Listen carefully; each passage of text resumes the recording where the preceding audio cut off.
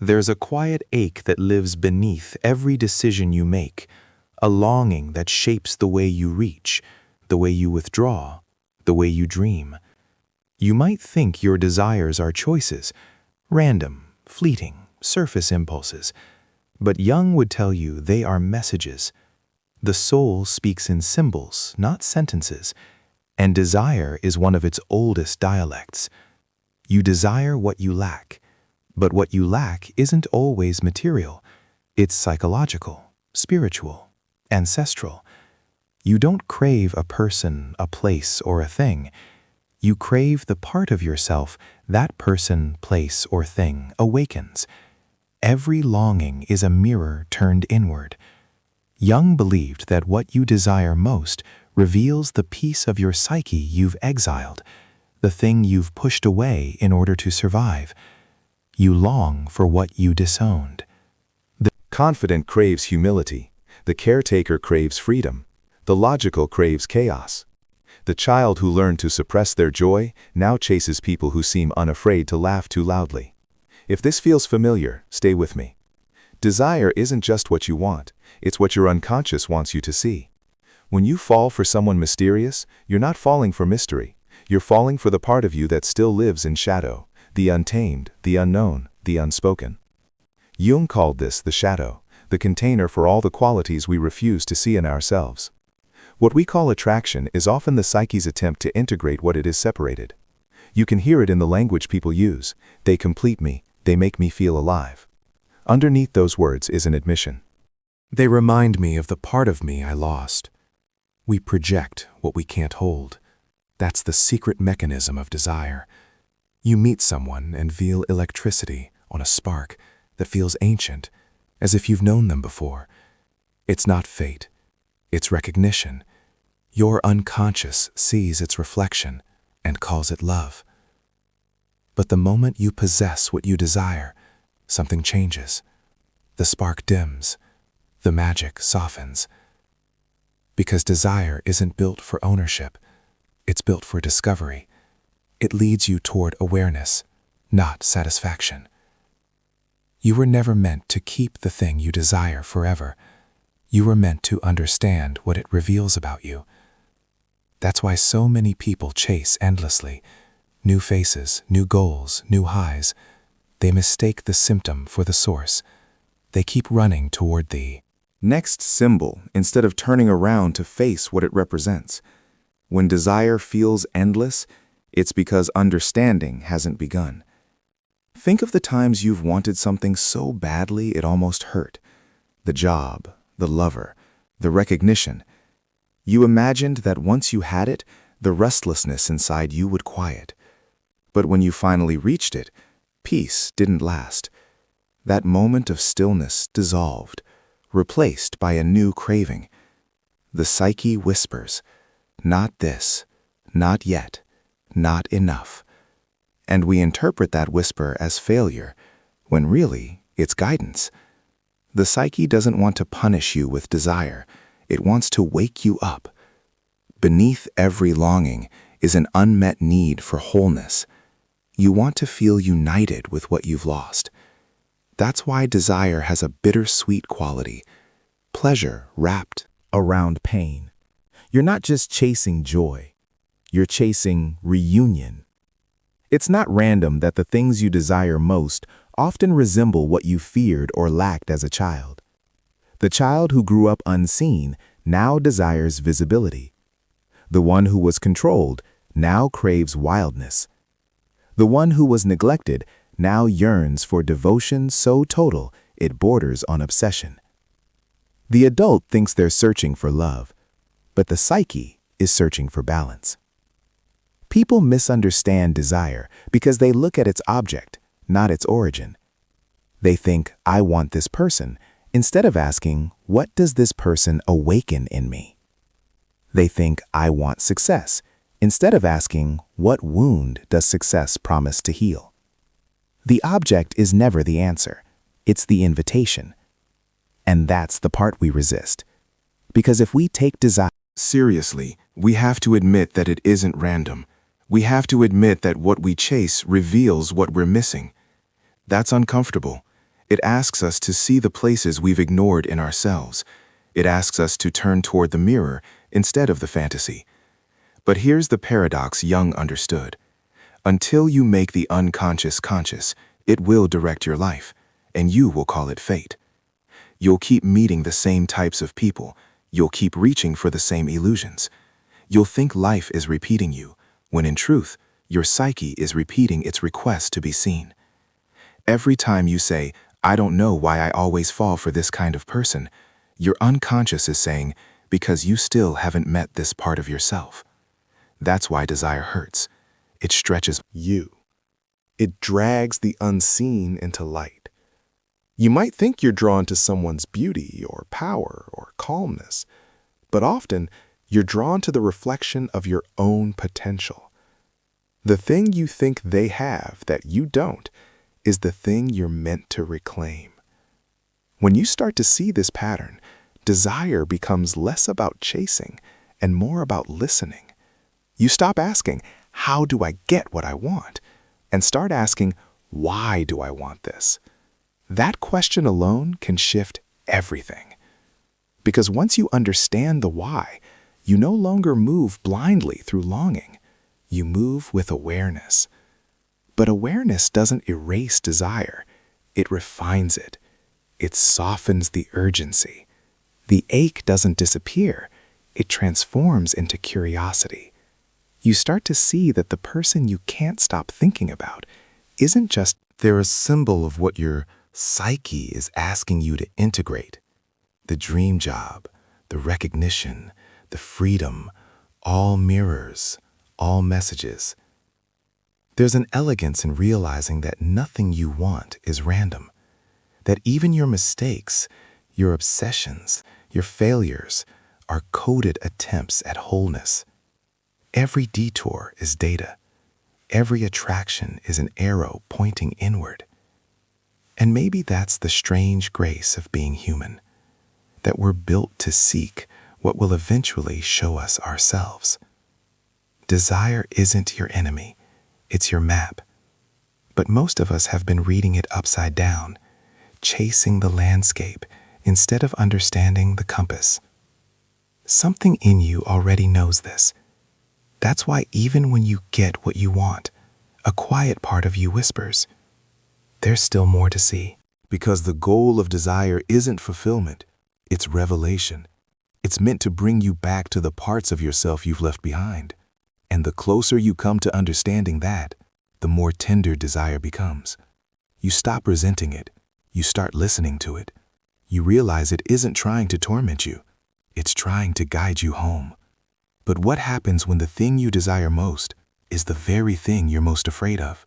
When love threatens your independence? When success awakens your fear of failure? When freedom feels like loss? That's when desire becomes its truest teacher, because it doesn't just reveal what you want. It reveals what you've been running from all along. And that's where the real work begins.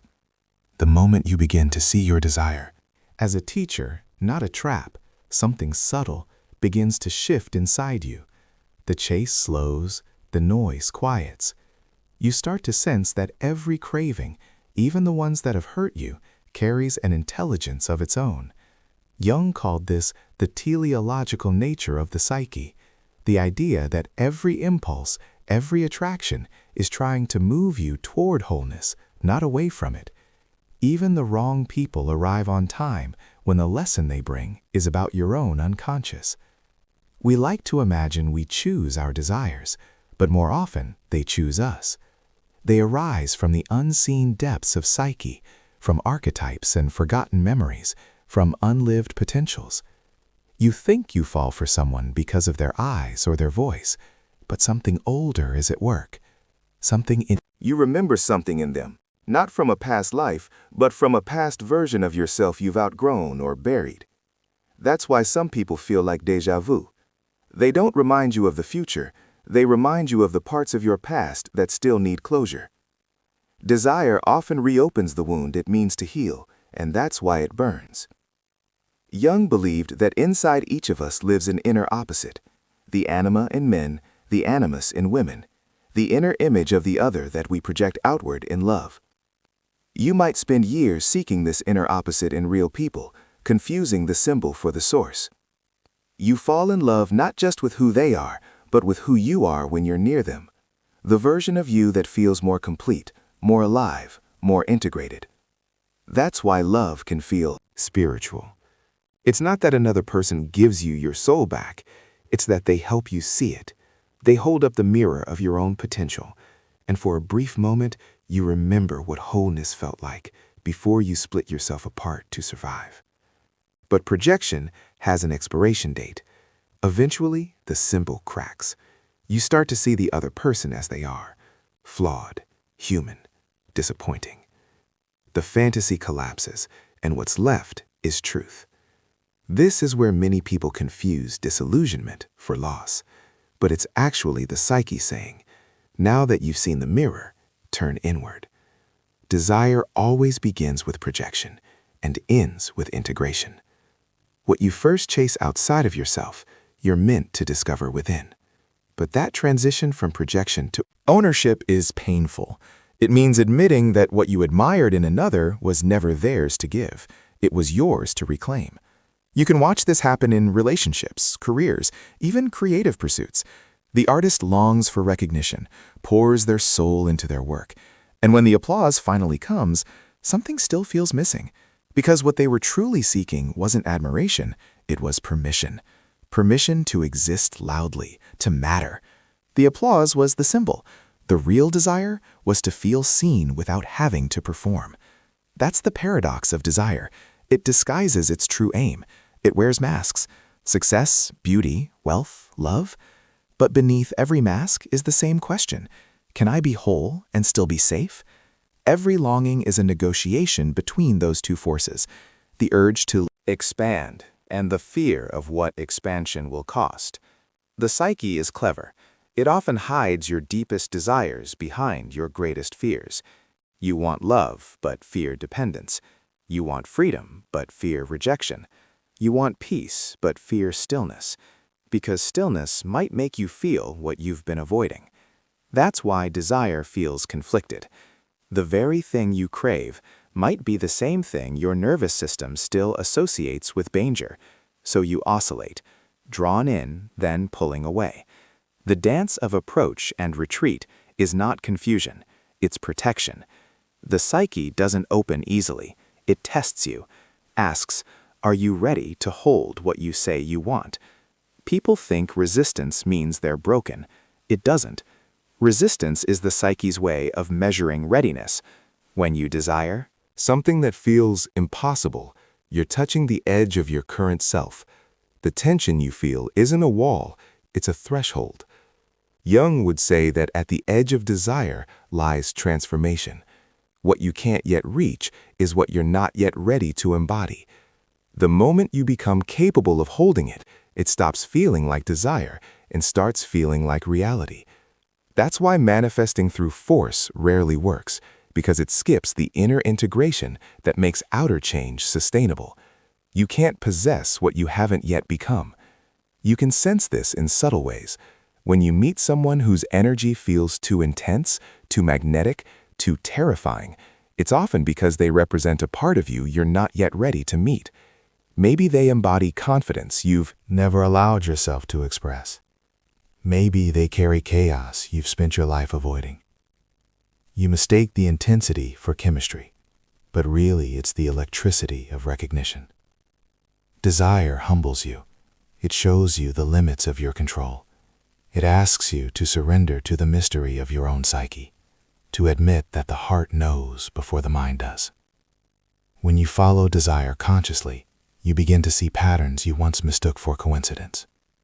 You notice how you're drawn to people who evoke familiar emotional climates, the same loneliness, the same caretaking, the same distance. Not because you like suffering, but because the psyche repeats what it hasn't yet resolved. It recreates the old scenario, hoping this time you'll choose differently. That's why awareness doesn't immediately free you. The lesson repeats until the emotional charge dissolves. Sometimes the only way to learn that a fantasy can't save you is to live it, to reach the end of desire and find it hollow, to get what you thought you wanted and realize it was never about the thing.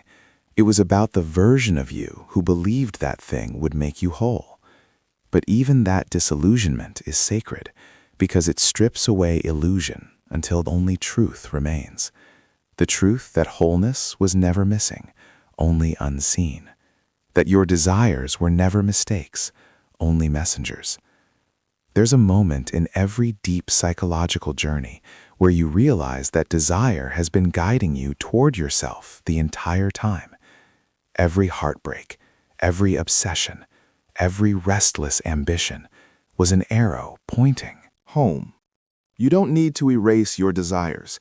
You need to translate them to ask, what is this longing trying to show me about who I really am? When you begin to ask that question, even pain becomes purposeful. The ache turns into a language, the psyche speaking in symbols, asking for your attention. Desire becomes less of a chase and more of a conversation. You start to listen not for what's missing, but for what's emerging, because beneath the surface of every wanting is a becoming. And yet, something deeper still stirs below that recognition. A strange fear that once you understand your desires too well, they might lose their magic. That maybe mystery is what keeps you alive. That perhaps you need your longing more than its resolution. But what if the mystery isn't meant to vanish, only to evolve?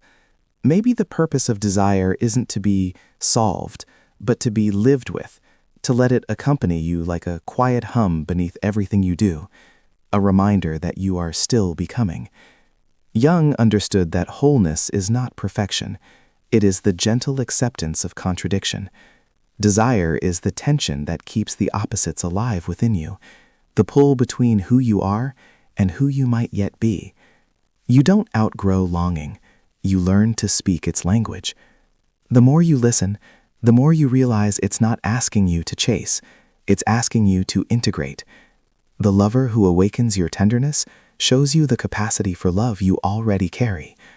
The dream that refuses to die is the fragment of soul that still believes in its own possibility. The restlessness that visits you at night isn't failure. It's the echo of the parts still waiting to return home. Desire is how the unconscious prays. It doesn't speak in logic or language, but an ache that points you toward what you're meant to reconcile. When you stop treating it as a curse, it becomes a compass. You start to see that wanting isn't weakness, it's aliveness trying to move through you. Even unfulfilled desires have meaning.